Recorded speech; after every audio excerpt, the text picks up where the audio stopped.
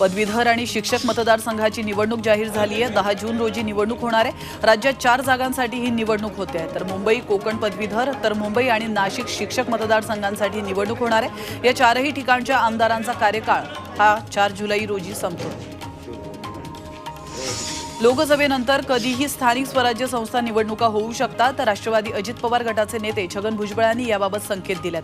त्याचबरोबर त्यांनी कार्यकर्त्यांना कामाला लागण्याचे आदेशही दिलेत। नाशिक जिल्ह्यातील येवल्यातील संपर्क दौऱ्यावेळी ते बोलत होते।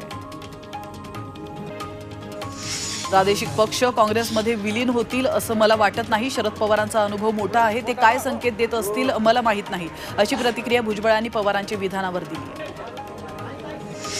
बारामतीचं मतदान झालं म्हणजे निवडणूक संपली असं वाटतंय। बारामतीची निवडणूक संपल्यामुळे कलगीतुरा थांबेल असं विधान मंत्री छगन भुजबळ यांनी नाशिकमध्ये केलं। पवार कुटुंबात बारामतीच्या निवडणुकीवर अमृत नोनी गॅस्ट्रिन, अपचन, ऍसिडिटी, गॅस्ट्रबल ह्यापैकी तुम्हाला कुठलाही गॅस्ट्रिक प्रॉब्लेम झाला, उपाय एकच, अमृत नोनी गॅस्ट्रिन। वरून आरोप प्रत्यारोप सुरू होते, त्याबद्दल छगन भुजबळांनी खदखद व्यक्त केली आहे। पवार कुटुंबियांमध्ये जे आरोप प्रत्यारोप सुरू होते ते आनंददायी नव्हतं, अशी प्रतिक्रिया देत बारामतीची निवडणूक झाल्याबद्दल त्यांनी समाधान व्यक्त केलंय। भुजबळांनी नाशिकच्या येवला दौऱ्यावर होते त्यावेळेला हे विधान केलंय। शरद पवारांना देशासाठी काँग्रेसच पर्याय वाटत असल्याने त्यांनी हे भाकीत केलं असावं, असं मत काँग्रेसचे प्रदेशाध्यक्ष नाना पटोलेंनी व्यक्त केलंय। शरद पवारांनी प्रादेशिक पक्ष काँग्रेसमध्ये विलीन होण्याच्या केलेल्या भाकीतावर पटोलेंनी ही प्रतिक्रिया दिली आहे। ते धुळ्यात बोलत होते।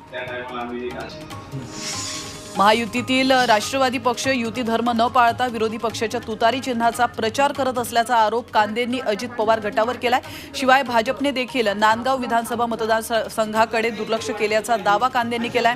डॉक्टर भारती पवारांसाठी त्यांनी नांदगावमध्ये शिवसेनेचा मेळावा आयोजित केला होता, त्यावेळी ते बोलत होते।